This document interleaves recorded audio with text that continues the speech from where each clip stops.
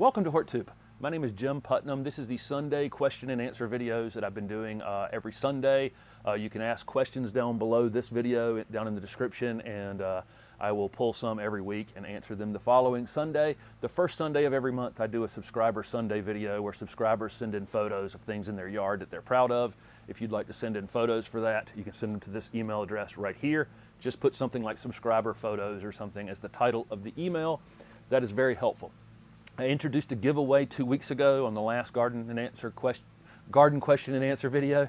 For 2 pairs of Corona pruners, I will announce the winners of those at the end of this video. Thanks very much to Corona for participating on the channel. One of those is from Instagram, one of them is from the YouTube video from 2 weeks ago. In a couple weeks, I'll have another giveaway introduced from plantsbymail.com. And then at the end of this month and the beginning of next month, I am on the road at several places. I will link those events down below. I'm in Raleigh, close to Charlotte, Lexington, South Carolina, and Atlanta so far. And those, like I say, are at the end of September and early October. I'd love to have you come out and meet. So look forward to that. Let's get to some of the questions from 2 weeks ago. I got a lot of questions. I'm getting a lot of questions about fertilizing in the fall. If you're planting new things or just interested in fertilizing in general in the fall, just use some sort of starter fertilizer, just an organic starter fertilizer that would have almost no nitrogen whatsoever. Nitrogen is the thing that's going to make the plant grow, and we definitely don't want to make the plant grow. But if you want to do some sort of boost or, to get them started, just use something that says starter fertilizer or something for new plantings, and ideally organic if you can, because what we're trying to do is just feed the soil. We're trying to improve our soil over time and let the soil actually just take care of the plants without just feeding the plants directly and forgetting about the soil and how important it is. Okay, somebody asked me about how to know if a plant is marginal, because I said in the video 2 weeks ago that I would not plant. Fall is the best time to plant in the southeast and probably most of the southwest as well, but I would not plant things that are super marginal in the fall. I would plant those things in the spring so that they have an entire season to be established before they hit their first winter. I would say that the only way you know something is marginal, it's like if let's say if something is for zones, horticultural zones 6 to 9, and you're in 6A, and you're close to 5, definitely there's a line in the sand up there somewhere. And it's probably somewhere in 6A or 5B is where that plant gets killed, or damaged severely in the winter. So if you're at the very top of that zone in A, the horticultural zones are divided. We used to be just zones 4, 5, 6, 7, 8, 9, whatever, but now we have, I'm in 7B, almost 8A, and they're divided by 5-degree average nighttime temperatures rather than 10-degree. So if it's a plant for zone 6, if you're in zone 6B, you're probably fine. If you're in 6A, I would consider that plant potentially marginal and spring plant it. Best answer I got on that. Somebody asked me to recommend a good soil pH meter. I'll link one, a couple of them down below, an inexpensive one and a more one that I have down below. Everybody wants to know what this tree is behind me that's in all the videos. It's stopped blooming now, but it's a petite plum crepe myrtle. I have a video on it on the channel, maybe a couple videos on it. And, this thing comes in and out of bloom all summer. It was also on my tree tour video earlier this week, and it's just sometimes you'll see these videos and it's just solid purple here behind me. Somebody asked me about pruning scuppernong vines.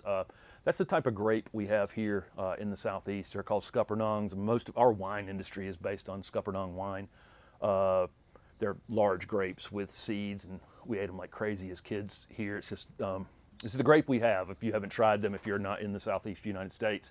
I always say on pruning fruit, for sure your either county extension office or your state extension office will have pruning days for fruit plants in your area. So I don't like to tell people when to prune apples and pears and grapes and blackberries and all those kinds of things, because it could be different in every area, but there's almost certainly a field day. And I know there's one here close to Raleigh or Garner every February where they show, how to prune different types of fruiting plants and when to do it and that kind of thing. So look for that. Go to your county extension website and look and see if they have some sort of field days for those kinds of things, or contact them and see if they do. Maybe in another part of the state, it might be a drive, and it might be super, super interesting because somewhere in your state, they are testing fruit trees and for cold tolerance and for chemicals and for all those kinds of things. It'd be a super interesting place to see. Just spend a day anyway. Let's see.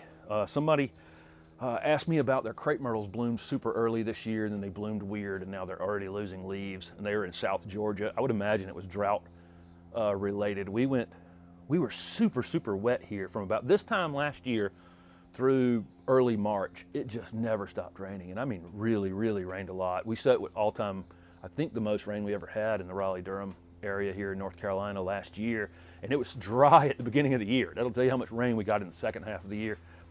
And then it just stopped, and April, May, June were super, super dry, and so I would imagine that was the main panic that the plant had. Plants get weird about flowering when they think when they're threatened in some way. So I think it was related to environmental conditions and not something that's probably going on with the tree. It'll probably be more normal next year. But I do see a lot of trees with early fall color this year, and I would imagine it's somewhat related to being dry or stressed in some way. Let's see. What else?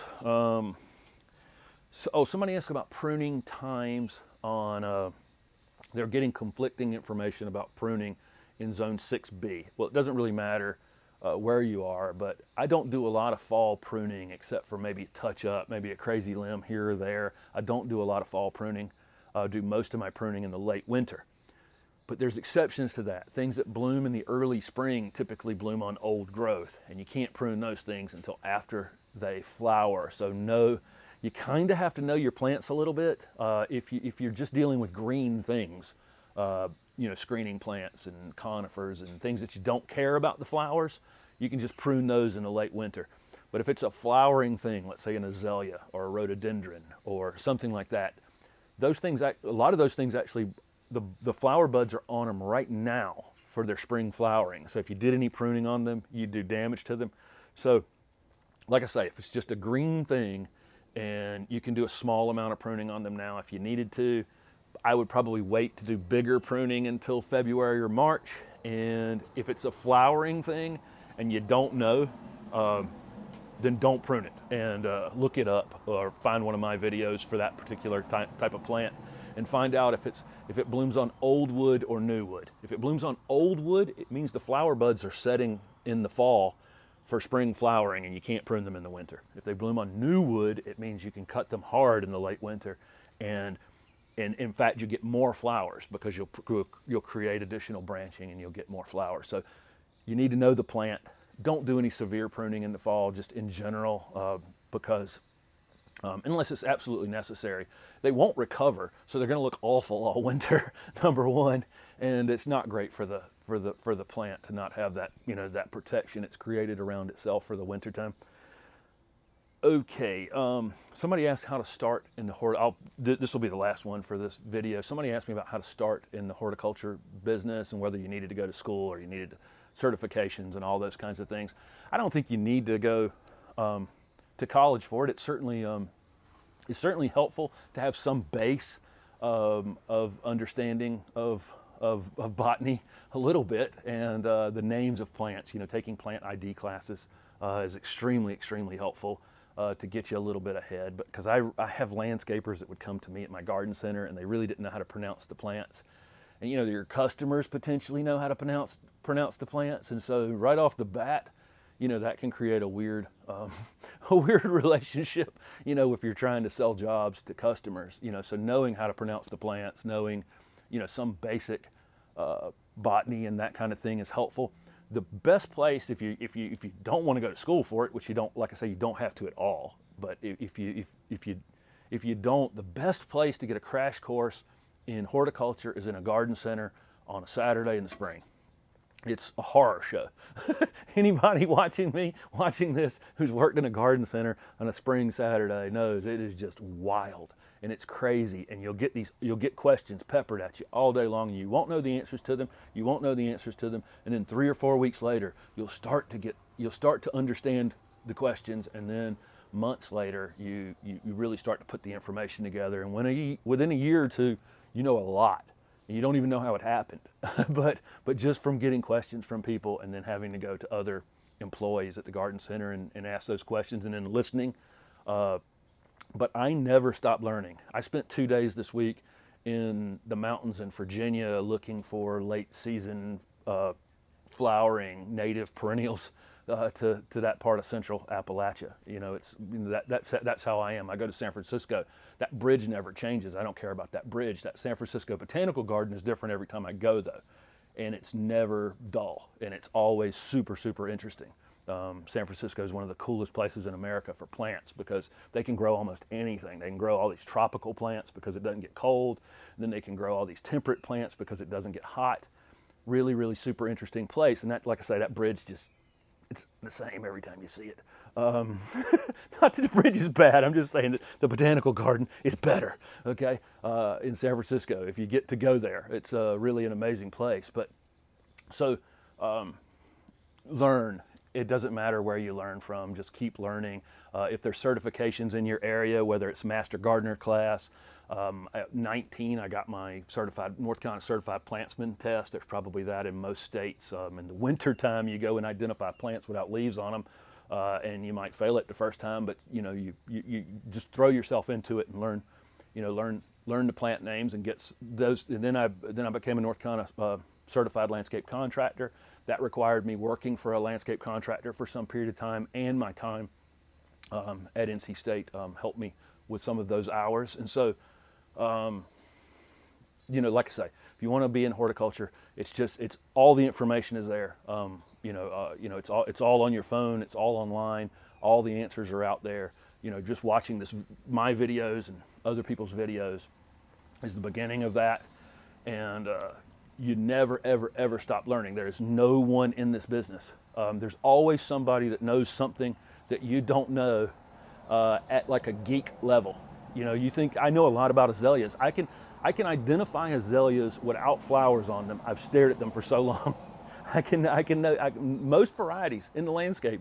I can name without the flowers on them because, like I say, I've stared at them. Just the leaf differences.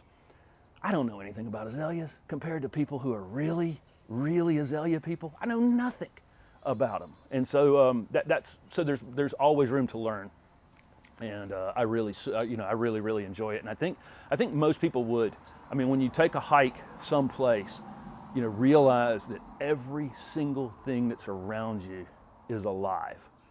Everything, every single thing. The soil's alive, the trees are alive, all the animals are alive, everything. And you don't get that in our daily grind. So, go to the woods someplace and stop and smell the plants and look at the flowers and that, and really, once you do that, then you'll become a student of it rather quickly. And the knowledge builds, and it builds in a weird way. Like I say, you'll think that 6 months later you just don't know anything and you're just completely confused. But then 2 or 3 years later, the information starts to come together and totally makes sense. Another long-winded answer from Jim. Here are the winners of the Corona Pruners, and like I say, I'll put a few links down at the bottom for the events and for our pH tester. Thanks for watching. So the randomly selected Instagram winner is _410berry, and the YouTube winner, I'll put this YouTube video in here in this random comment picker, and then I come down here and hit start, and it randomly selects a winner right here in that area down below. And the winner on YouTube is Mason the Cool. If the two of you can just email me at the horttube@gmail.com address and give me your address, I will get Corona to send out your pair of pruners. Thanks everybody for watching.